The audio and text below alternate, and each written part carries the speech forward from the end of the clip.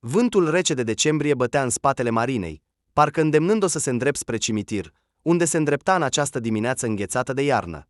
Ea și-a ridicat gulerul paltonului și-a aranjat căciula și fularul, dar asta nu a ajutat-o să se protejeze de frig.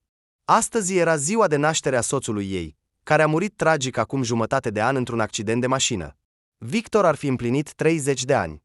Soacra a spus că poate merge la cimitir doar după amiază, iar Marina, în acel moment, trebuia să fie deja la muncă. Nu o vor lăsa să plece mai devreme de miezul nopții. Era cea mai bună chelneriță dintr-un restaurant la modă, unde în acea seară se aștepta un aflux de clienți, 2 petreceri corporate și o cină festivă pentru o companie de 6 persoane. Toate mesele fuseseră rezervate din timp. Marina se înțelesese deja cu Elena, care locuia în apropiere, să-l ia pe Maxim, fiul ei de 3 ani, de la grădiniță și să-l păstreze la ea până când Marina se va întoarce acasă. Mormântul lui Victor era acoperit cu o coroană, singura care a rămas după înmormântare. Din ce materiale era făcută, nu se știa, dar arăta ca nouă și după jumătate de an. S-a apropiat de crucea simplă din lemn. Monumentul urma să fie pus doar după un an, pentru ca pământul să se așeze. În fotografie, soțul ei zâmbea fericit. Așa era și în viață. Vesel, un optimist etern. Întotdeauna a crezut că viitorul va fi mai bun. Totuși, cu o zi înainte de moarte, toată bucuria lui părea să fi dispărut. Poate că simțea inevitabilitatea tragediei, apropierea morții sale?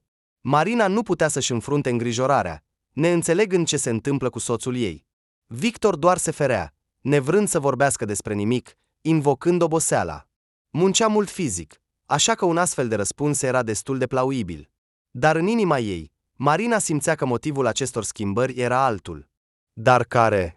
Despre asta nu a aflat niciodată. Iar acum, nu mai conta. Marina a ajustat ușor coroana care alunecase de pe mormânt, și-a dat jos mănușile și a scos din pungă garoafe roșii, pe care le-a pus într-un borcan pe care l-a fixat în pământ încă din ziua înmormântării, și a turnat apă dintr-o sticlă de plastic, ascunzând apoi sticla înapoi în pungă, și a pus mănușile pe mâinile înghețate. La mulți ani, Victor, a spus ea în șoaptă, îndepărtându-se de cruce cu câțiva pași, simțind cum ochii îi se umplu de lacrimi. Tanti, vrei să cumperi un medalion? Marina s-a speriat, auzind o voce de copil în spatele ei. S-a întors. La 2 pași stătea un băiețel de 8-9 ani, îmbrăcat într-o jachetă de iarnă murdară, evident prea mare pentru el, și o căciulă cu urechi. Fața lui era murdară de funingine, iar el arăta ca un copil abandonat. De unde ai apărut?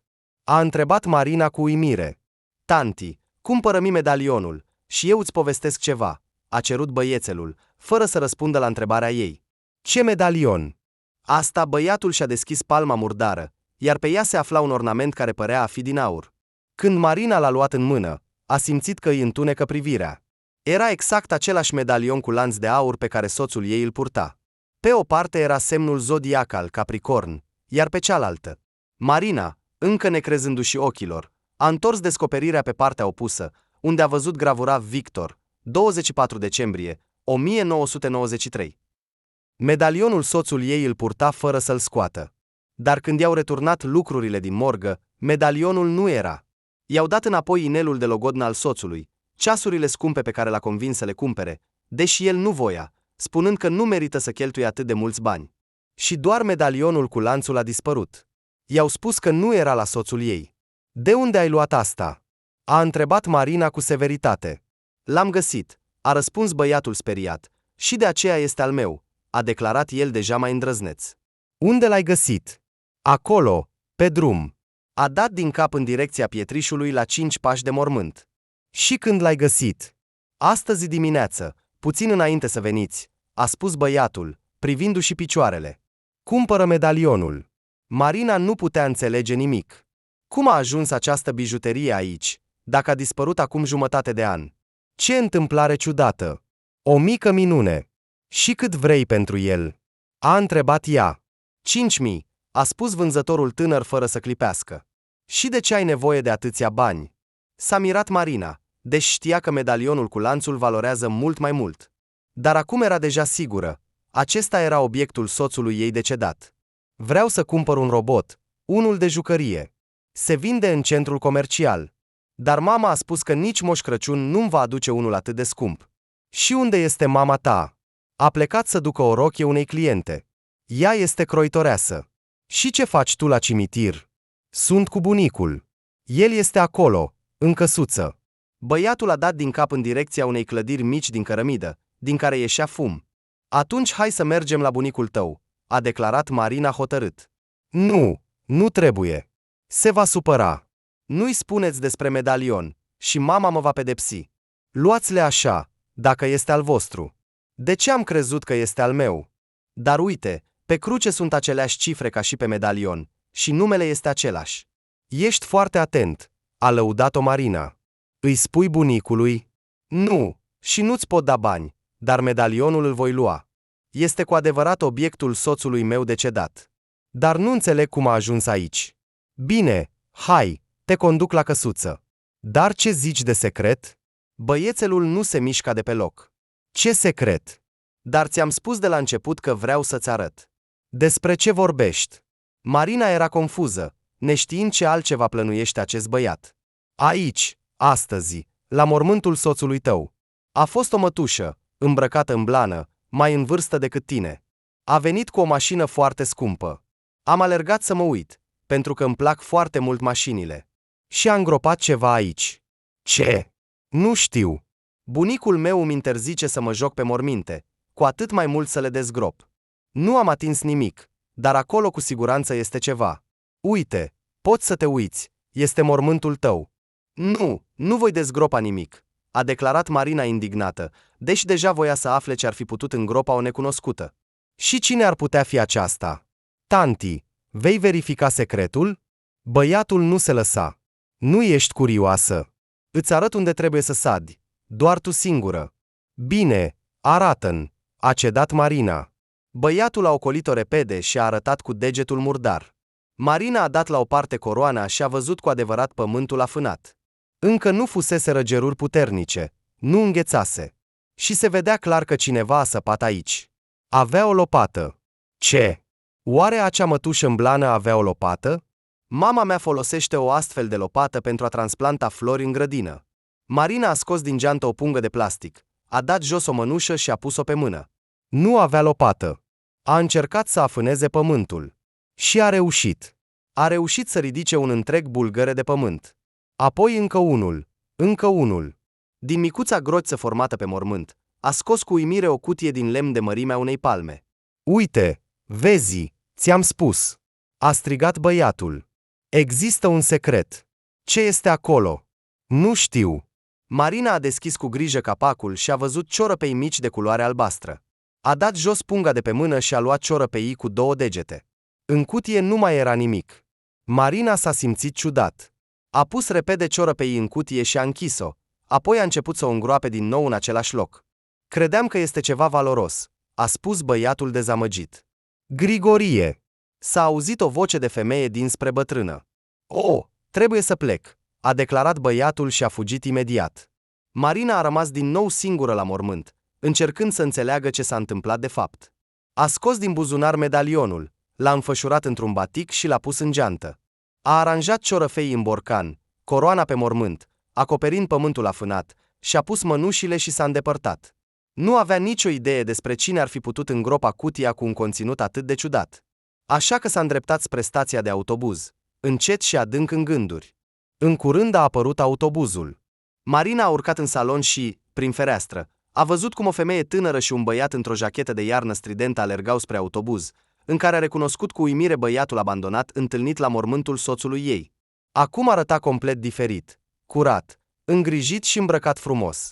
Se pare că mama a reușit să-l pregătească repede și să-l schimbe, luându-le de la bunicul. Marina s-a așezat pe un loc liber, când băiatul a sărit cu bucurie pe trepte și s-a oprit, observând-o.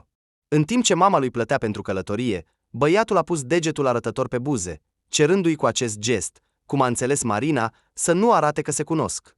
Ea a dat din cap cu plăcere. Apoi băiatul și mama lui au trecut pe lângă ea, mergând spre spatele salonului. Telefonul Marinei a sunat. Autobuzul abia se punea în mișcare. Era soacra. Tati, sunt în transportul public, a avertizat ea după salut, acoperind telefonul cu mâna și încercând să vorbească cât mai încet. Marișa, draga mea, nu ți-e frig? A întrebat cu grijă Alexandru Ilici. Nu, totul este în regulă.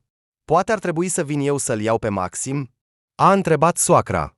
Nu, mulțumesc. Mâine are serbarea de anul nou, apropo, și voi puteți veni, iar apoi să-l luați la voi cu noaptea. Eu lucrez din nou până târziu mâine. Stabilit. Atunci, pe mâine. Cu Alexandru Ilici a avut o relație caldă, de familie, iar el și regretata soacră au tratat-o întotdeauna cu bunătate în cei 5 ani de viață cu Victor. Marina a rămas fără părinți când avea 20 de ani. Mai întâi, tatăl a plecat din cauza complicațiilor după o infecție virală. Apoi, mamei s-a diagnosticat cancer în stadiul terminal, toate acestea într-un singur an. Cunoașterea cu Victor a fost o adevărată salvare de la durere, tristețe și singurătate. El a înconjurat-o cu grijă, atenție, a spus că s-a îndrăgostit de prima dată când a văzut-o întâmplător în magazin. Victor a ajutat-o să ducă sacoșa. Marina nu s-a lăsat. Atunci trăia ca pe pilot automat. După înmormântarea mamei a trecut mai puțin de o lună. Băiatul a cerut să bea ceai, iar ea i-a permis să intre în apartamentul ei, rămas moștenire de la părinți, unui tânăr complet necunoscut. Și el a pregătit cina. Și în timp ce mâncau împreună, a glumit tot timpul, încercând să-i ridice moralul. Marina s-a simțit, de fapt, mai bine. Iar Victor, la despărțire, a spus că va veni a doua zi. S-a mirat singură când a realizat că așteaptă sfârșitul zilei de muncă, pentru că vrea să-l vadă din nou pe noul ei cunoscut. După tehnic, a lucrat ca contabil într-o mică companie de construcții. A trăit, rămânând singură, ca pe inerție, fără a-și stabili obiective, uitând complet de visele pe care le avea înainte. Nici măcar nu avea dorințe speciale, iar acum, dintr-o dată, a dorit o altă întâlnire. Victor a readus-o la viață, încet, zi de zi. Și când relația lor a ajuns la punctul în care au decis să se căsătorească, familia lui Victor a primit-o cu brațele deschise. Soacra și soacra au propus după nuntă să-i spună mamă și tată, iar Marina a decis că așa va fi cu adevărat corect. Se simțea ca o fiică a acestor oameni primitori și grijuli. Și câtă bucurie a fost când s-a născut Maxim. Și părea că viața fericită a Marinei nu va avea acum sfârșit. Avea tot ce putea visa o fată obișnuită. Un soț iubitor, o soacră și un socru minunați, un băiețel sănătos. Trăiește și bucură-te. Marina s-a bucurat. Dar nu a durat mult. Toată bucuria s-a sfârșit când soțul a murit. Deși moartea soacrei cu un an înainte a fost, de asemenea, o mare lovitură. Dar asta a fost mai mult pentru socru. El a suferit cel mai mult după plecarea ei. Numai fiul și nora și nepotul erau mângâierea și sensul vieții după plecarea soției iubite. Și doar el s-a împăcat cumva cu pierderea, când a avut loc o altă tragedie. Alexandru Ilici a suportat cu stoicism înmormântarea fiului, dar atunci părea că s-a împietrit de durere. Iar a doua zi, chiar la cimitir, unde a venit singur, a avut un atac de cord. Bine că a mers împreună cu Marina. Ea a chemat ambulanța, cu care l-au dus la centrul de cardiologie, unde i s-a acordat imediat ajutor, făcându-i o operație. Ceva cu valva. Marina nu se pricepea la medicină. Principalul lucru era că Alexandru Ilici a rămas în viață. Numai că nu mai putea lucra ca înainte. A obținut invaliditate.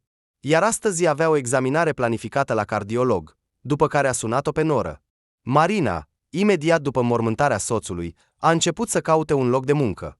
Nu voia să se întoarcă la compania de construcții de contabil, de unde plecase în concediu de maternitate. Salariul era atât de mic, încât nu se putea descurca în situația lor. Și prietena Elena i-a spus că la restaurantul unde s-a angajat recent, în fiecare zi se câștigă bine din bacșuri, care pe parcursul unei luni se adună mult mai mult decât salariul oficial. Marina nu lucrase niciodată în domeniul ospitalității, dar a reușit imediat să memoreze meniul și celelalte aspecte necesare în acest loc de muncă. La sfârșitul primelor 3 luni a fost recunoscută ca cea mai bună chelneriță și chiar a primit un premiu. Dar nu s-a lăsat pe laurii ei, a muncit și mai mult. A economisit bani pentru educația fiului. Știa că nu va avea pe nimeni care să o ajute când Maxim va crește. Socrul abia se descurca. Pensia lui era abia suficientă. Așa că nu se putea conta pe ajutor din exterior. Marina chiar încerca să-l ajute pe Alexandru Ilici. Odată cu alimente, odată cu medicamente. Iar el o ajuta adesea cu Maxim. Putea să-l ia pe băiețel cu noaptea, dacă nora lucra până târziu. Marina s-a gândit pe tot drumul la întâmplarea de la cimitir, dar a decis să nu-i spună socrului. Cu siguranță se va supăra. Dar cine știe ce ar putea să-și închipuie un om în vârstă? Abia a pășit în restaurant, gândurile ei au fost imediat capturate de momentele de lucru. A început să-și îndeplinească îndatoririle, fără a se distrage nici măcar un minut. Erau prea multe grisi. Și totuși a trebuit să se abată, când în restaurant a intrat o femeie frumoasă într-o blană de nurcă luxoasă. Marina a prins involuntar privirea ei insistentă, care a făcut-o să tremure. Dar nu avea timp să analizeze senzațiile neașteptate. Și-a mers spre mesele unde se afla o companie zgomotoasă de avocați. Adunați pentru o petrecere corporată de dinainte de anul nou, Marina a strâns sticlele goale de pe masă și le-a dus în bucătărie. A luat un platou cu aperitive calde, când la ea s-a apropiat administratorul. Marișa, te va înlocui acum Liza, iar tu ocupă-te de masa ei. Acolo sunt veipeuri care vor ca tu să le iei comanda și să le servești masa. Marina s-a uitat uimită la Tatiana Petrovna. Nu mai fusese niciodată o astfel de înlocuire în toată perioada muncii ei. În plus, de la avocați se aștepta să primească bacșuri plăcute, dar veipeurile nu se distingeau întotdeauna prin generozitate. Bine, Tatiana Petrovna, a răspuns ea imediat, știind că nu se poate discuta cu administratorul și că nu avea dorința de a face asta. Marina s-a îndreptat spre una dintre mesele VIP și, spre surprinderea ei, a văzut acolo femeia care o privea evaluativ, imediat ce a intrat în restaurant în blana luxoasă. Marina nu a dat niciun semn că s-a simțit inconfortabil.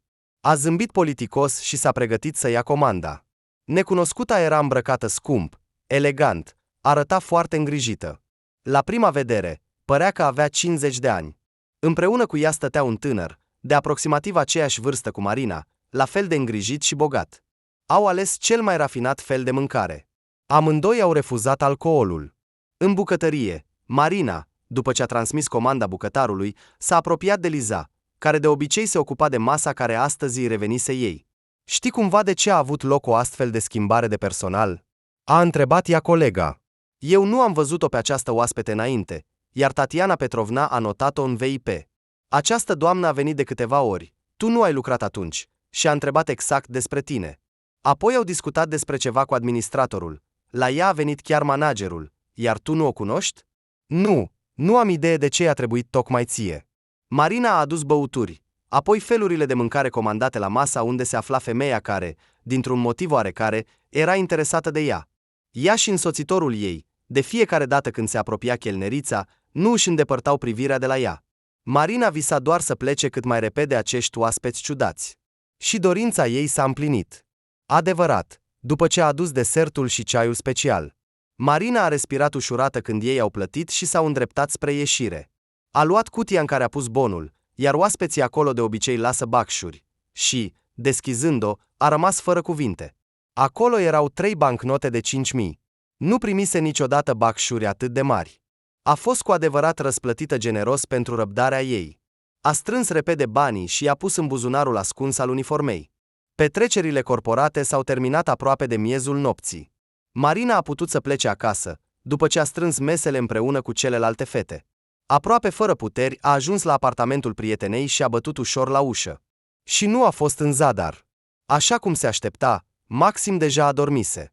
Marina l-a luat în brațe, iar Elena a ajutat-o să deschidă ușa, atât la ea, cât și la apartamentul Marinei. Vrei să bei ceai cu mine? A întrebat gazda, așezându-le pe micul în patul lui. E cam târziu, dar nu voi refuza, a zâmbit Elena. Dar hai să fac eu, că tu probabil ești foarte obosită. Oh, mulțumesc, a spus Marina, așezându-se pe un scaun și întinzându-și picioarele obosite. Spune-mi, ce ai vrea să primești cadou de anul nou? A întrebat ea prietena, în timp ce aceasta se ocupa de gătit. Oh, da, îmi ajung ciocolățele, a râs Elena, dar mai bine fă-mi tortul tău special. Desigur, costă mult. Am convenit. Mi-au picat niște bacșuri generoase, a spus Marina și a povestit despre oaspeți, femeia și tânărul care astăzi m-au surprins foarte mult. Dar asta nu e tot. Și Marina a adăugat povestea despre întâmplarea de la cimitir. Vreau să cumpăr un robot pentru băiatul acesta, Grigorie, a spus ea. Dar cum îl vei găsi? Nu știi nici măcar adresa. Las la cimitir. Elena a făcut ochii mari. La bunicul lui în căsuță, a râs Marina. El îi va da. Și ai tu vreo idee despre cine ar fi fost femeia de la mormântul lui Victor? Nu am, a spus prietena. O enigmă. Nici eu nu-mi vine nimic în minte. Dimineața, Marina s-a trezit mai devreme. A pregătit micul dejun pentru ea și Maxim. A verificat din nou costumul fiului pentru serbarea de dimineață și s-a dus să-l trezească. Se adunaseră deja când s-a auzit soneria ușii. Marina a înțeles că a venit socrul. A deschis și l-a invitat pe Alexandru Ilici să intre, în timp ce își punea paltonul. Tati, te rog, scoate-le pe Maxim, că altfel se va îngădui, a cerut ea, punându-și piciorul în cizmă. Socrul și nepotul au ieșit. Marina a aruncat în geantă o trusă de cosmetice, un carnet cu un pix, care ar putea fi util, și telefonul. A numărat banii din portofel, l-a închis cu un zâmbet mulțumit și l-a pus în compartimentul din mijloc. După serbarea de dimineață, se gândea să treacă pe la magazine. Când a ieșit din bloc cu umerașul pe care era împachetat costumul fiului, Alexandru Ilici și Maxim se îndepărtaseră deja la o distanță considerabilă. Va trebui să-i ajung din urmă. S-a îndreptat repede spre trotuar, când lângă ea s-a oprit o mașină scumpă cu geamuri fumurii. Ușa de la șofer s-a deschis, iar ea l-a văzut pe oaspetele de ieri din restaurant. Te pot duce? A întrebat femeia. Marina a rămas nemișcată. Nu, a declarat ea categoric, venind în sine. Merg la grădiniță. Am vrut să vorbesc cu tine, a spus necunoscuta. Fiul meu are serbarea, întârzi. Atunci te voi aștepta. Marina a accelerat pasul, în timp ce încerca să-și dea seama despre ce vrea să discute această femeie. Dar din nou, nicio versiune nu i-a venit în minte. Apoi s-a lăsat atât de prinsă de serbarea de dimineață, unde băiețelul ei de 3 ani încerca să danseze, adesea fără să se potrivească cu ritmul, încât a uitat complet de această întâlnire ciudată. Și și-a amintit de ea doar când, împreună cu socrul și Maxim, ieșind pe poarta grădiniței, s-au ciocnit nas în nas cu această necunoscută în blana de nurcă. Bună, Alexandru, s-a adresat ea socrului, care o privea cu uimire, apoi privirea lui s-a schimbat în dispreț și furie. De ce ai venit? A spus Alexandru Ilici cu indignare, ascunzându-le pe Maxim în spatele său. Mă prezinți, nu vestă? A întrebat femeia cu un zâmbet impasibil. Pleacă! A strigat socrul. A prins ferm mâna lui Maxim și a trecut decis pe lângă ea. Marina, surprinsă, a început să meargă după ei. Te rog, sună-mă, a cerut necunoscuta, înmânându-i Marinei o vizită. Aceasta a băgat-o în tăcere în buzunar și a alergat după bărbați. Pot să aflu cine este? A întrebat Marina socrul, abia ajungându-i din urmă. Este o persoană foarte rea, a declarat el cu furie. Cum a îndrăznit să apară? Și de ce acum? Nu înțeleg nimic, a recunoscut Marina. Cine este ea? Hai să ajungem mai întâi la casa mea, a propus Alexandru Ilici, acolo îți voi spune tot. După 5 minute, deja urcau pe scările de la etajul 2. Tot acest timp, Marina s-a întrebat cine era femeia pe care tocmai o întâlnise, care a cinat ieri în restaurantul lor și a lăsat bacșuri atât de generoase. Alexandru Ilici, respirând greu, și-a dat jos geaca de iarnă și cizmele. Marina l-a ajutat să se dezbrace pe fiu. Maxim a alergat imediat în cameră și a scos cutia cu jucăriile lui. Ea a pus paltonul, a îmbrăcat papucii și s-a dus în bucătărie să pună ceainicul. Soacra a urmat-o. S-a așezat pe scaun, sprijinindu-se de spătar. Ia-mi trusa de medicamente, Marișa, a cerut el. Îți este rău? Poate să chemăm o ambulanță? Ea i-a dat medicamentul și a turnat apă în pahar. Nu, nu e nevoie. Acum va fi mai bine. Marina nu a vrut să se certe și a făcut ceai. Nu știa dacă să continue conversația, deoarece starea soacrei îi provoca îngrijorare, iar aceasta era legată de întâlnirea cu acea femeie. Ea este mama biologică a lui Victor, a spus Alexandru Ilici, amestecând zahărul în ceașcă. Marina s-a oprit cu ceașca în mâini, dar s-a așezat imediat pe scaun. Vestea a fost foarte neașteptată. Dar Nina Semionovna era convinsă că soacra decedată era singura mamă a soțului ei. Ea l-a adoptat pe Victor când ne-am căsătorit. Avea 2 ani. Ei bine, cum? Atunci mama biologică a trebuit să renunțe la drepturile parentale. Așa a și făcut. A renunțat. A plecat în Australia cu noul ei soț. El a suspinat greu. Doar că nu înțelegea de ce a apărut acum, când Victor nu mai era în viață, iar în ochii lui Alexandru Ilici au strălucit lacrimi. Marina nu a putut să se abțină, amintindu-și de Victor, și a început să plângă. 28 de ani nu a venit și acum a apărut. Soacra a făcut o înghițitură de ceai. Mamă, mi-e foame. În bucătărie a intrat Maxim cu o mașinuță în mâini. În frigider sunt supe și chiftele la abur, a spus Alexandru Ilici. Am gătit aseară. Acum, dragule. Marina i-a mângâiat fiul pe cap. Du-te și spală-te pe mâini. A scos o oală, a pus-o pe aragaz, așteptând ca Alexandru Ilici să spună ceva. Dar el bea ceai în tăcere, în timp ce ea își hrănea fiul. Du-te cu treburile tale, nu te îngrijora, totul va fi bine cu noi, a asigurat el. Marina a înțeles că nu va mai spune nimic altceva, iar ea nu îndrăznea să întrebe, temându-se că soacra va avea din nou o criză. A spălat vasele, a strâns firimiturile de pe masă și s-a îndreptat. Te voi suna. Și tu, te rog, sună-mă oricând, a cerut ea.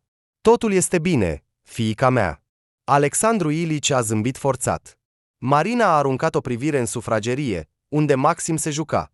Sărmăluța, până mâine. Micul a alergat, iar ea l-a sărutat pe obraz. Ascultă-le pe bunic, a poruncit ea. Bine, a promis fiul, întorcându-se la jucăriile sale. Marina a ieșit din apartament cu o inimă grea. Starea de sănătate a lui Alexandru Ilici o îngrijora profund. Sunt bine, a asigurat soacra și a ajutat-o să îmbrace paltonul. Marina, îmbrățișându-le, a ieșit din apartament și a auzit cum s-a închis ușa. A început să coboare pe scări. Vestea despre mama biologică a lui Victor nu putea să se așeze în mintea ei.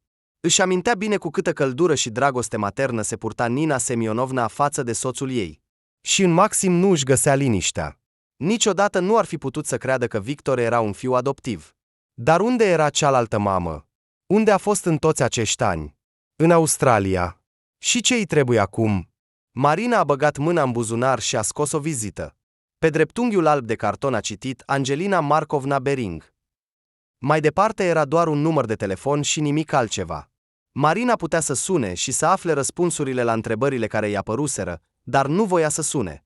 Era ca și cum ar trăda pe Alexandru Ilici. Și, de fapt, când nu mai era Victor, ce importanță avea că mama lui biologică nu a apărut în toți acești ani? Și totuși, ce îi trebuie acum de la Marina? Cu aceste gânduri, s-a urcat în autobuz și a ajuns la centrul comercial. Acolo a găsit departamentul de jucării și a cumpărat un robot pentru Grigorie. A ales o jucărie și pentru fiul ei, fără a uita de cadouri pentru prietena ei și pentru Alexandru Ilici. Apoi a adunat dulciuri, fructe și, încărcată cu pungi, a ieșit pe stradă, gândindu-se la ce ar fi mai bine să folosească pentru a ajunge acasă. Hai să te duc, a auzit o voce feminină cunoscută în spatele ei și s-a întors. Angelina Markovna. Acum Marina știa numele ei, o privea cu un zâmbet prietenos. A întins mâna, a luat o parte din pungi. Marina nu a vrut să se opună și a mers după ea pe parcarea. Ce, mă urmăriți?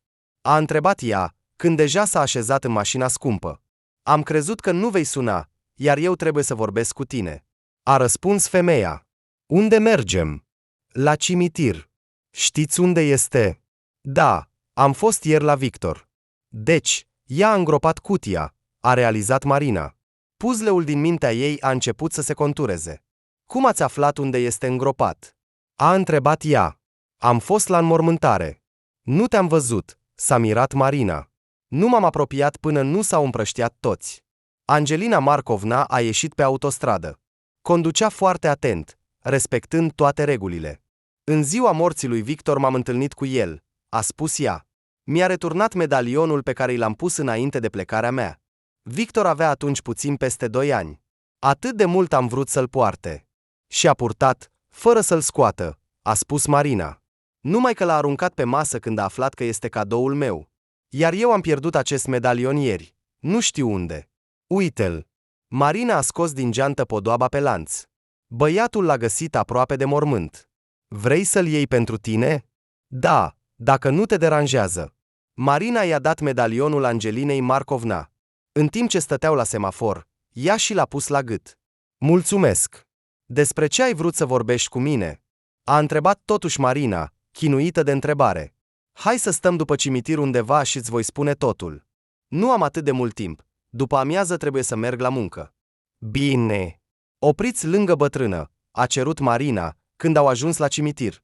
A luat pungile cu cadouri, a bătut la ușă. I-a deschis un bărbat în vârstă cu barbă și cu o jachetă de vată. Bună ziua! Vă rog, transmiteți nepoțelului Grigorie cadourile de la Moș Crăciun. Marina a întins pungile cu robotul de jucărie, dulciuri și fructe. Bărbatul a salutat și a primit darurile ei cu uimire. Mulțumesc, voi transmite, a răspuns el simplu. Marina s-a întors în mașină. Mergem la Victor, a întrebat Angelina Markovna. Nu acum, a răspuns Marina. Du-mă acasă. Trebuie să las cumpărăturile. Putem vorbi acolo.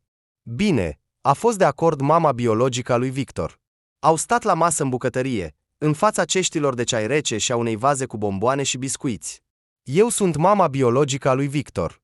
Știu că ai dreptul să mă judeci pentru că am renunțat la el când era cam de vârsta fiului tău, a început Angelina Markovna. M-am certat cu mine însămi în toți acești ani pentru acest pas, dar atunci credeam sincer că așa va fi mai bine pentru Victor. Totuși, a luat o ceașcă în mână și a făcut o înghițitură. Aveam 17 ani când m-am întâlnit cu Alexandru, soacra ta. El este mai mare decât mine cu 10 ani. Eu provin dintr-o familie defavorizată, părinții erau alcoolici, iar el, în acele vremuri dificile, avea mereu bani. Cumva se descurca, cum spunea el, știa să se poarte bine. Relația noastră a dus la faptul că am rămas însărcinată.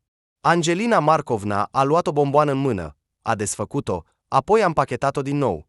Marina a înțeles că aceste mărturisiri îi sunt greu de spus. El a propus să ne căsătorim. Am acceptat. S-a născut Victor. Dar eu nu eram deloc pregătită pentru maternitate. Eu încă eram la școală profesională. Soacra mea a preluat grijile pentru fiu, iar eu nu eram pregătită pentru viața de familie, iar lui Alexandru i-au apărut probleme în afaceri. Am început să ne certăm. Odată, Angelina Markovna s-a împiedicat și a mai făcut o înghițitură. Marina asculta cu atenție, încercând să nu piardă niciun cuvânt. El m-a lovit când m-am întors acasă târziu, puțin beată. Fusesem la ziua de naștere a unei prietene de la facultate. Alexandru a făcut un mare scandal. Apoi m-a dat afară din casă. Mi-a aruncat lucrurile după mine. Nu aveam unde să merg. Atunci eram tânără și proastă, dar el nu înțelegea asta. Pur și simplu m-a dat afară. Iar Victor a rămas cu el și cu soacra. În ochii Angelinei Markovna au strălucit lacrimi. A luat un șervețel și a șters ochii. Stăteam cu o geantă la stația de autobuz, neștiind unde să merg și ce să fac. A continuat ea. O mașină s-a oprit lângă mine. Din ea a ieșit un tânăr. M-a întrebat unde să mă ducă. Am răspuns că nu am acasă. M-a ajutat să mă urc în mașină. Iar mie nu-mi păsa cu cine și unde mergeam. Bărbatul s-a prezentat Boris. M-a dus într-o mare casă de la țară. Și am locuit la el ca cea mai scumpă oaspete. I-am povestit totul despre viața mea, iar el în curând a declarat că vrea să se căsătorească cu mine. Avea nevoie de divorț. Am venit la Alexandru. Nu ne-a lăsat să intrăm. Apoi a spus că va semna toate actele, dar nu-mi va da fiul. Boris m-a rugat să stau în mașină, iar ei doi au vorbit și s-au certat mult timp. Mi-a fost foarte dor de Victor. M-am săturat de el. Voiam să-l iau, dar unde? Boris nu dădea semne că ar dori să locuiască cu copilul meu. El avea nevoie doar de mine. Bărbații s-au înțeles că, după divorț, Victor va rămâne cu Alexandru, dar eu voi putea să-l vizitez. Veneam sâmbăta. Soacra și fostul soț îmi permiteau să mă joc cu fiul câteva ore. Uneori puteam să mă plimb cu el, dar doar sub supravegherea bunicii. Probabil că se temea că îl voi lua, dar eu nu aveam unde să-l iau. Odată am venit și am văzut în casa soacrei și a fostului soț o fată. Se juca cu băiețelul meu ca și cum ar fi fost al ei. Era Nina, Alexandru s-a căsătorit cu ea în curând. Și eu m-am căsătorit cu Boris. El a spus că vrea să se mute în Australia. Acolo avea niște rude și putea să-și construiască o afacere. Nu-mi puteam imagina cum ar fi să trăiesc la capătul lumii, fără să-mi văd copilul. Eu înțelegeam că nu mă voi putea întoarce. Voi fi complet dependentă de Boris. De fapt, eram deja dependentă de el. Se purta bine cu mine, dar copilul meu nu-i păsa de el. Când Alexandru a aflat că plecăm, m-a rugat să semnez renunțarea la maternitate, pentru ca Victor, cum a spus el, să aibă o familie normală, deoarece Nina, spre deosebire de mine, era pregătită să devină o adevărată mamă pentru el. Am înțeles că nu aveam de ales. Și atunci m-am gândit că, de fapt, fiului meu așa îi va fi mai bine. Nimeni nu-l va rupe în bucăți. Va avea un tată și o mamă care trăiesc împreună. Nina mi s-a părut o fată grijulie și bună. Victor se atașa de ea. Cu alte cuvinte, am fost de acord, dar această decizie mi-a fost extrem de greu de luat. Am cumpărat un medalion pe care l-am pus pe gâtul fiului meu ca amintire despre mine, iar eu mi-am păstrat șosetele lui mici, pe care le-am cumpărat înainte de naștere. Iar piciorul lui între timp a crescut. Aceste șosete le-am păstrat apoi ca pe cea mai prețioasă lucru. Nu odată am plâns când le luam în mână. Primul an în străinătate am suferit foarte mult. I-am scris scrisori lui Victor, dar, desigur, nu am primit răspuns. Sunt sigură că Alexandru nu i le-a arătat fiului. Poate că le-a rupt imediat, poate le-a ars. Dar se spune că omul se obișnuiește cu orice. Și durerea mea s-a estompat treptat. Apoi am născut un alt băiat, Artiom. El nu l-a înlocuit pe Victor, dar m-a ajutat să vindec această durere neîncetată din inima mea. Tot căldura mea maternă, toată dragostea neconsumată am putut să-i o ofer lui, fiului meu mai mic. L-ai văzut pe Artiom? Am fost împreună cu el la restaurant. Dacă vrei, putem să ne întâlnim cu toții. Tu, Maxim, Artiom și eu. Încă nu știu. Marina s-a împiedicat. De fapt, abia ne-am cunoscut. Se pare că ați venit acum 6 luni. Cu ce scop? Nu cumva după atâția ani ați vrut să-l vedeți pe Victor? Nu ați putut veni mai devreme sau nu ați vrut? Cu cât trecea mai mult timp, cu atât era mai greu să mă decid. Când Artiom a crescut, eu am devenit deja o participantă activă în afacerea soțului. Am o parte în compania lui. Și deja îmi permiteam această călătorie. Dar mai întâi nu am vrut să-l rănesc pe Victor, când era adolescent. Apoi eu însămi nu eram pregătită. Nu știam ce să-i spun, cum să mă explic. M-am temut că nu va dori să mă asculte și mă va acuza. De fapt, așa s-a întâmplat la întâlnirea noastră de acum 6 luni. Regret acum că am venit atunci. S-a supărat foarte tare. Și în aceeași zi a murit. Se poate spune că a murit sub ochii mei. Nu a reușit să plece de la acel restaurant unde ne-am întâlnit. La intersecție, camionul a intrat în mașina lui. Am alergat spre locul accidentului, iar el a murit imediat, a spus medicul de urgență. Marina s-a ridicat brusc de la masă și s-a întors spre fereastră. Nu voia ca Angelina Markovna să-i vadă lacrimile. Acum, te rog, mai bine pleacă, a cerut ea încet. Trebuie să fiu singură și trebuie să merg la muncă în curând. Dar eu nu am spus tot ce am vrut să-ți spun, din cauza a ceea ce am căutat să te întâlnesc, a declarat mama biologică a lui Victor. Sunt bine îngrijită. Se vede, a aruncat Marina sarcastic, întorcându-se, iar cine ți-a lăsat atât de mult este prea generos. Angelina Markovna nu a clintit din sprâncene, continuându-și discursul. Și am vrut să-ți las bani pentru Maxim. Nu am nevoie de nimic de la tine, a izbucnit Marina. Nu te grăbi să refuzi, este pentru fiul tău, nu pentru tine. Nu-i lua șansa la o viață mai bună decât are acum. Marina a tăcut. Am o altă propunere, dar probabil că nu o vei accepta, chiar dacă nu vrei să iei bani. Ce propunere? A decis Marina să afle imediat, pentru a nu se mai chinui cu întrebări. Ai putea să te muți cu Maxim la noi, în Australia. Tu și fiul tău nu veți avea nevoie de nimic. Soțul meu a aprobat această idee. Îți vom cumpăra o casă sau un apartament mare. Acolo sunt mulți oameni care vorbesc rusă printre prietenii și cunoștințele noastre. Ai putea avea o soartă complet diferită. Marina a rămas fără cuvinte. Așa ceva nu se aștepta să audă. Nu te grăbi să refuzi. Gândește-te la decizia mea. Eu și Artiom vom mai rămâne aici câteva zile. Ai numărul meu de telefon. Angelina Markovna s-a ridicat. Îți mulțumesc pentru ceai și pentru că m-ai ascultat. S-a întors și a mers spre ieșire. Marina a rămas să stea în bucătărie cu spatele la fereastră, ca într-o stare de șoc. Și doar când ușa de la intrare s-a închis, a părut că și-a revenit și s-a uitat cu neliniște la ceas. Era timpul să se pregătească. Întârziase. În acea seară, cea mai bună chelneriță a unui local la modă nu era deloc în apele ei. Se temea să nu confunde comanda, să nu scape tava sau pur și simplu să nu se împiedice. Atât de rău se simțea de mult timp. Administratorul, observând starea ei, a întrebat dacă este totul în regulă. Marina a spus că nu se simte bine și a fost trimisă imediat acasă. Tatiana Petrovna se temea de infecțiile virale ca de foc. Marina a decis să meargă imediat la soacra ei. Va putea să-l ia pe Max acasă. Mâine și poimâine are liber. Va petrece timpul cu fiul ei. Vor merge la piața de brad. Vor alege brăduți verzi pufoși pentru sărbătoarea de anul nou și îi vor împodobi împreună. Va fi primul an nou fără Victor. Alexandru Ilici a spus că după moartea Ninei Semionovna nu va mai sărbători această sărbătoare. Și nu a acceptat propunerea nurorii de a sărbători anul nou împreună. Îmi pare rău, fiica mea, dar mai bine mă voi culca de vreme, a spus el. Voi veni la voi pe 1 ianuarie, la prânz, când voi fiți deja treziți cu Maxim. Marina a înțeles decizia soacrei, dar ea însă și dorea să organizeze o sărbătoare în primul rând pentru fiul ei.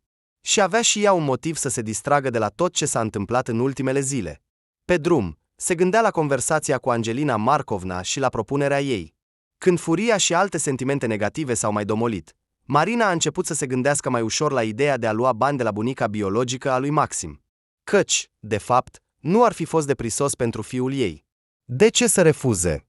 Cât despre propunerea de a se muta, nici nu voia să se gândească. Ce ar avea de făcut acolo, în străinătate, printre oameni necunoscuți? Și cum ar putea să-l lase pe soacra ei singur? Asta nu putea să-și imagineze deloc. Plănuia să o sune pe Angelina Markovna după anul nou, atunci se vor întâlni undeva și îi va spune despre decizia ei. Tată, astăzi am terminat mai devreme. Pot să-l iau pe Maxim? A spus Marina soacrei, intrând în apartamentul lui. Sărmăluța, putem să ne pregătim? Mama a venit. Îmi pare rău, Marișa. Voiam să construim un turn din cuburi și apoi să ne uităm la un desen animat. Alexandru Ilici era într-adevăr sincer supărat. Dar veniți la noi mâine în vizită, a invitat Nora, după amiază. Vom împodobi bradul. Poate că voi trece? A răspuns soacra evasiv. Marina s-a simțit foarte jenată că a întrerupt planurile lui pentru acea seară, dar și ea dorea să petreacă mai mult timp cu fiul ei. Au spus la revedere și au plecat acasă, pe drum inventând rime simple. Cu Maxim, Marina se simțea vie, deși după moartea lui Victor îi se părea că o parte din ea a murit odată cu el. Numai cu fiul ei era din nou întreagă, vie, plină de viață. În el vedea continuarea soțului ei plecat prea devreme. Max era foarte asemănător cu tatăl său.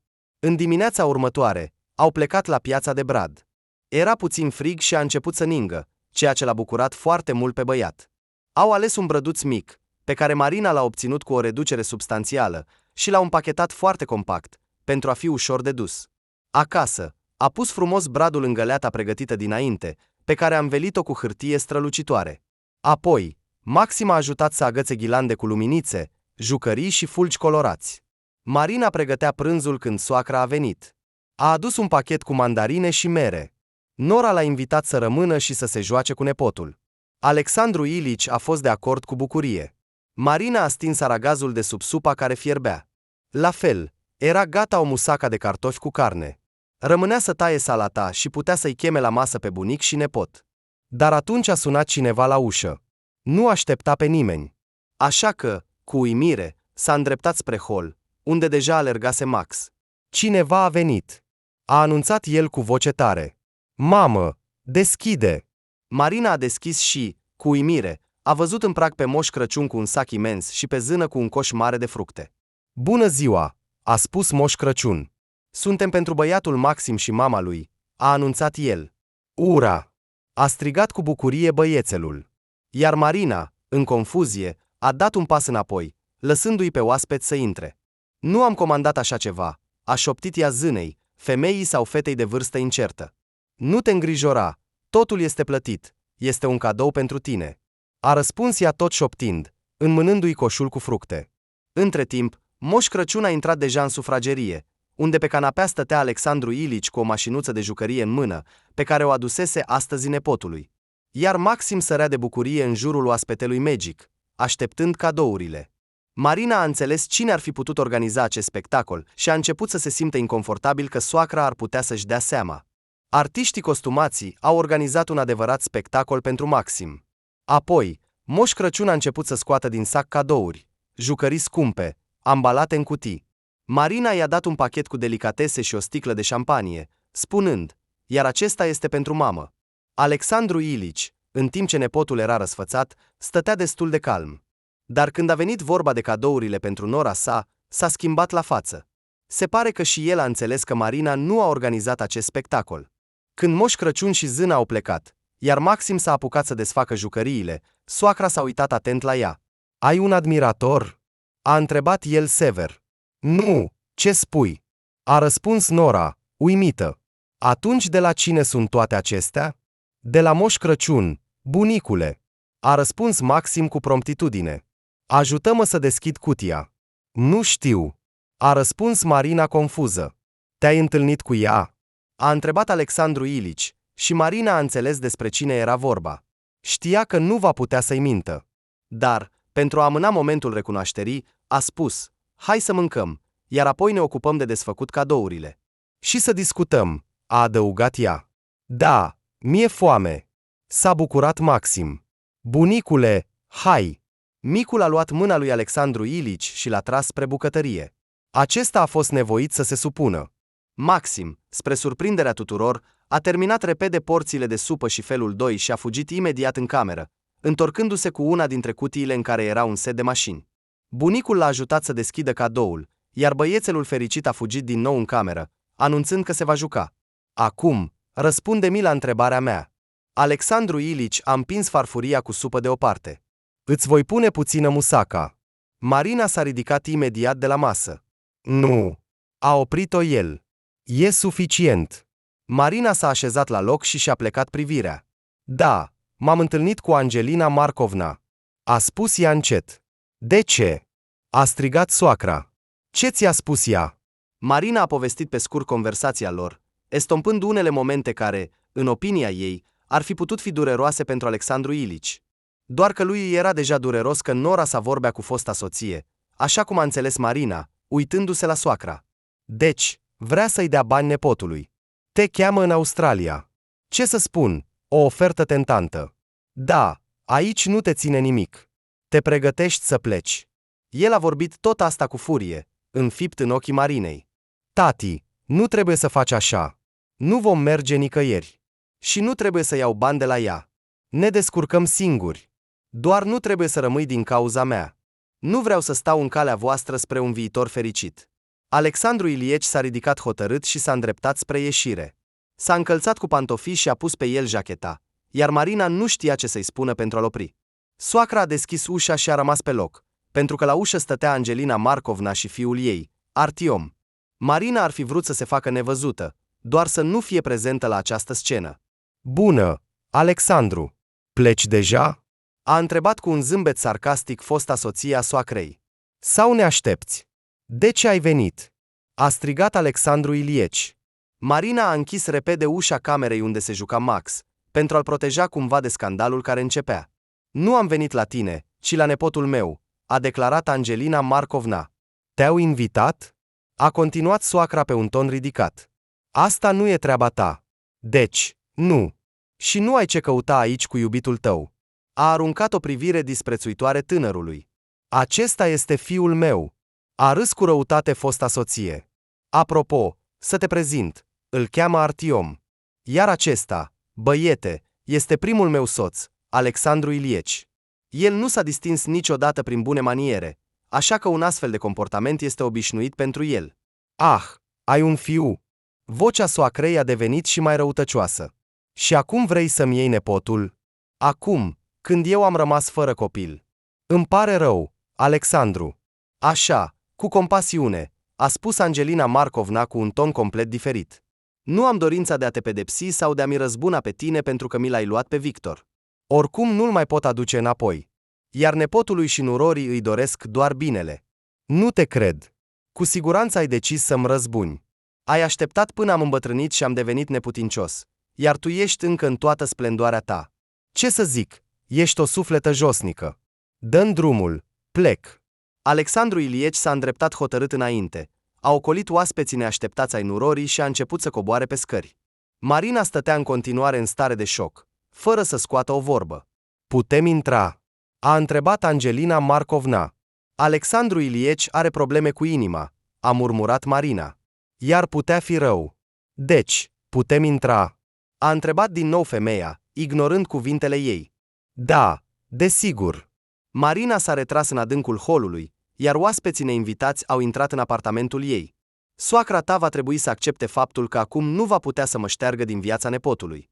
Așa cum a făcut, ștergându-mă din viața fiului ei, a declarat Angelina Markovna, în timp ce Artiom o ajuta să-și scoată haina de blană. Du-te, fă cunoștință cu nepotul, i-a spus ea. Iar noi, eu și Marina, vom discuta. Și s-a îndreptat spre bucătărie. Marina a mers supusă după ea. Sper că ai suficientă înțelepciune maternă pentru a accepta ajutorul meu, a spus Angelina Markovna, așezându-se pe un scaun. Pentru binele fiului. Gândește-te la el. Nu vom merge în Australia, a declarat hotărât Marina. Nu se grăbea să se așeze, gândindu-se dacă ar trebui să le ofere ceai oaspeților. Bine, e treaba ta. Dar ajutorul material tot poți să-l accepți? Și-a numit suma pe care Marina nici măcar nu o putea imagina. Nu a avut niciodată atâția bani. Vei putea cumpăra un apartament mai bun, într-o zonă bună. Vei putea obține o educație, vei putea găsi o altă muncă și îți vei putea schimba complet viața. Marina tăcea. Se simțea rău. S-a dus la fereastră și a deschis o fereastră. Aerul rece i-a revigorat fața și parcă a devenit mai ușor. Bine, vom lua banii tăi, a spus ea în cele din urmă. Și ce vei cere în schimb? Nimic special, a ridicat din numere Angelina Markovna. Doar posibilitatea de a-l vedea pe nepotul meu când voi veni aici. Am investit în afacerea de restaurant și acum sunt coproprietar al acelui loc unde lucrezi. Și cu proprietarul restaurantului plănuim să deschidem încă un punct, poate chiar 2. Acum Marina a înțeles de ce Angelina Markovna și fiul ei au fost așezați la vei petolic în seara în care i-a văzut prima dată. Îți plac cadourile?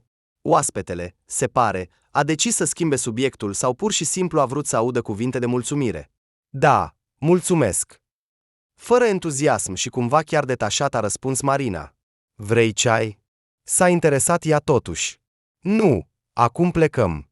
Și tu ar fi bine să procesezi toate aceste informații cum se cuvine. Și dă-mi, te rog, numărul tău de telefon, căci, se pare, nu mă voi aștepta la un apel din partea ta. Data viitoare aș vrea să te anunț despre vizita mea, pentru a evita astfel de discuții cu Alexandru. La menționarea soacrei, inima i s-a strâns. Marina se simțea cumva vinovată pentru că s-a întâmplat această ceartă. El a plecat supărat. Dar cum se simte acum? Voia să-i sune, dar în prezența Angelinei Markovna nu a făcut-o. Va trebui să aștepte plecarea oaspeților. Mama biologică a lui Victor a ieșit din bucătărie și s-a îndreptat spre cameră. Marina mergea după ea. Când au deschis ușa, au văzut o imagine adorabilă. Maximca stătea în poala lui Artiom, iar lângă ei, pe calea ferată adunată, mergea o curea cu vagoane atașate. Se pare că feii noștri s-au înțeles, a observat Angelina Markovna cu un zâmbet. Totuși, sunt rude de sânge. Artiom, mai vii cu mine să te joci? A întrebat Maximca, când tânărul s-a ridicat și i-a mângâiat cu bâlâândețe părul de pe cap. Ei bine, dacă mama ta nu se opune, a răspuns el evasiv. Mamă, dar tu nu te opui? A întrebat băiatul cu ochii imploratori. Nu mă opun. Ca un ecou, a răspuns ea. Vino la noi să întâmpinăm anul nou, a invitat brusc Max. Asta e deja mâine. Vom fi doar eu și mama. Și tu vino. A luat-o de mână pe Angelina Markovna. Eu sunt bunica ta, a răspuns ea. Mă poți numi bunica Lina, iar în ceea ce privește invitațiile, asta să decidă mama ta. Are numărul meu de telefon și poate suna. Acum plecăm. O zi bună, micuțule. Când oaspeții au plecat, Marina a sunat imediat soacra. Tati, ce mai faci? A întrebat ea. Sunt bine, sunt deja acasă. Vocea lui Alexandru Ilieci era calmă și tristă. Îmi pare rău că nu m-am putut stăpâni.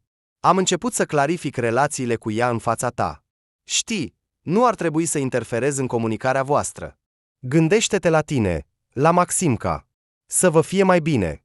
Eu doar nu vreau să mă mai întâlnesc cu ea. Da, înțeleg. Marina încerca să găsească cuvintele potrivite. Dar totuși, ea este bunica de sânge a lui Max, o voi lăsa să se întâlnească cu ei. E treaba ta. Nu te voi judeca. Mulțumesc, tati. Ai grijă de tine. Anul nou l-au întâmpinat împreună. Marina nu era pregătită să invite noi să-i rude și să-și extindă atât de repede cercul de apropiați. Maximca a cerut să-l cheme pe Artiom, dar mama a spus că îl va invita mai târziu. O durea, era tristă, primul an nou fără soțul ei drag. Și când fiul a adormit, Marina a luat în mână fotografia lui Victor și a lăsat să curgă sentimentele contradictorii acumulate în ea. Și împreună cu lacrimile, durerea ieșea încet din ea. Trebuie doar mai mult timp pentru a depăși pierderea, se gândea ea. Voi trăi pentru fiul meu. Trebuie să-l fac fericit. Cu aceste gânduri a adormit. Iar pe 1 ianuarie, împreună cu fiul, s-a dus la soacra cu cadouri și a observat cu bucurie că se simte destul de bine și nu se supără pe Marina. Seara a venit Elena, pentru care Marina a copt tortul ei preferat. I-a povestit de asemenea ultimele noutăți din viața ei. Ce surpriză! A exclamat prietena. Vei pleca în Australia? Nu, desigur. Eu aș fi plecat. De fapt, plec, doar că nu atât de departe. Elena a povestit cum a întâmpinat anul nou cu tânărul ei și a declarat cu bucurie că el i-a propus să se căsătorească. Ne vom muta într-un alt oraș. Are o casă proprie. Iar eu sunt atât de sătulă să mă plimb prin apartamente închiriate, a recunoscut ea. Ei bine, atunci cadoul meu îți va fi de folos. Marina i-a dăruit cu un zâmbet un set scump de lenjerie de pat, cumpărată cu banii câștigați din bacșurile Angelinei Markovna. Oh, mulțumesc! Asta cu siguranță nu va fi niciodată de prisos. Ce frumos, nu-i așa? De fapt, am adus și eu, de altfel, un cadou pentru tine, a spus Elena. Și am lăsat lui Maximca în hol. Acum. Da, Maximca a fost răsfățat de Moș Crăciun ieri. Iar eu am adus cărți. Oh, mulțumesc! Îmi plac cele cu imagini. Micul a primit cu bucurie pachetul și s-a dus din nou să se joace. Marina a primit de la prietenă o cutie împachetată, din care a scos 2 seturi de ceai din porțelan. Poate că e prea devreme să vorbesc despre asta, dar aș dori să-ți doresc să întâlnești din nou dragostea. Marina a îmbrățișat-o strâns pe Elena, ținându-și lacrimile. Dar acestea au început totuși să-i curgă pe obraz. Îi dorea și ei să fie din nou fericită alături de un bărbat iubit. Dar oare cineva ar putea înlocui vreodată pe Victor? Se gândea la asta și după plecarea prietenei, punându-le pe fiu să doarmă, amintindu-și involuntar cum stătea el în poala lui Artiom. A trecut un an. În acest timp, în viața Marinei și a lui Max au avut loc mari schimbări. S-au mutat într-un apartament nou. Marina s-a înscris la o facultate la distanță pentru a obține o diplomă de studii superioare în economie. A învățat să conducă o mașină și și-a cumpărat un automobil mic, ceea ce a adus imediat un plus de confort. Marina a folosit banii Angelinei Markovna și nu a împiedicat comunicarea ei cu nepotul. Împreună cu soacra, pe care acum Marina o numea astfel în gând, Artiom i-a vizitat pe ei pe parcursul întregului an. El venea întotdeauna cu cadouri și flori. A organizat o sărbătoare de neuitat pentru ziua de naștere a fiului. Marinei îi plăcea să vadă cum acest tânăr se îngrijea sincer de Maximca, cât de plăcut se juca cu el, se plimba, iar fiul se îndrepta spre Artiom ca și cum ar fi fost tatăl său. Când acest gând a vizitat-o pe Marina pentru prima dată, ea a început să-l privească pe fratele vitreg al soțului decedat într-o lumină diferită și a început să observe privirile lui sugestive în direcția ei. A început să se gândească la el frecvent. A venit un moment când nu mai avea sens să ascundă sentimentele apărute între ei, iar Artiom i-a mărturisit că o iubește, că ar dori să fie împreună. Marina nu a ascuns nici ea că, datorită lui Artiom, s-a simțit din nou vie, a înțeles că își dorește o fericire simplă de femeie. Într-o zi de decembrie, într-o zi de naștere a soțului decedat, s-a dus din nou la cimitir. Pe mormânt era deja un crucifix de marmură și o piatră funerară. Marina l-a rugat pe Victor să o ierte pentru că vrea să se recăsătorească. În acel moment a început să ningă, ca un semn că decizia ei este corectă. Nu s-a mai vorbit despre mutarea în Australia din partea soacrei. Marina nu dorea deloc să meargă acolo. Și cu această întrebare au lăsat-o în pace. Artiom a participat la investițiile în afacerea de restaurant din orașul în care locuia Marina. A devenit coproprietar al rețelei de localuri în locul mamei sale, care i-a transferat toate drepturile. Acum s-a mutat el însuși acolo unde locuiau persoanele dragi și apropiate lui, Marina și Maxim. Marina a început să controleze strict întâlnirile fiului cu bunicul Alexandru și bunica Angelina, pentru a nu exista suprapuneri, pentru a nu se întâlni accidental acești doi oameni, care nu și-au depășit niciodată resentimentele reciproce. Alexandru Ilieci știa că fosta lui soție este o oaspete frecventă în casa nurorii, dar nu a spus niciun cuvânt despre asta. Lângă el s-a mutat o femeie de aproximativ aceeași vârstă. Și în curând, relațiile lor de prietenie s-au transformat în ceva mai mult. Odată, soacra a declarat că intenționează să se căsătorească. Marina a fost foarte încântată. Ea însă și aștepta o propunere din partea lui Artiom. Acest lucru s-a întâmplat în noaptea de anul nou sub sunetul clopotelor. El a cerut-o să-i fie soție. Maximca încă nu adormise și era în extaz total când mama lui a acceptat. Vei locui acum mereu cu noi? A întrebat Artiom băiatul. Ei bine, dacă nu te deranjează. Vreau asta foarte mult. A spus sincer băiatul. Angelina Markovna a aprobat decizia fiului. Marina s-a cunoscut prin video cu viitorul ei socru. Boris a lăsat o impresie plăcută asupra ei. Și după toate suferințele care i s-au abătut, Marina a reușit în sfârșit să simtă bucuria vieții, simțindu-se din nou fericită. Dacă ți-a plăcut povestea, sper la sprijinul tău cu un like. Pentru tine este doar un click, dar pentru mine este extrem de important. Îți mulțumesc anticipat și la revedere!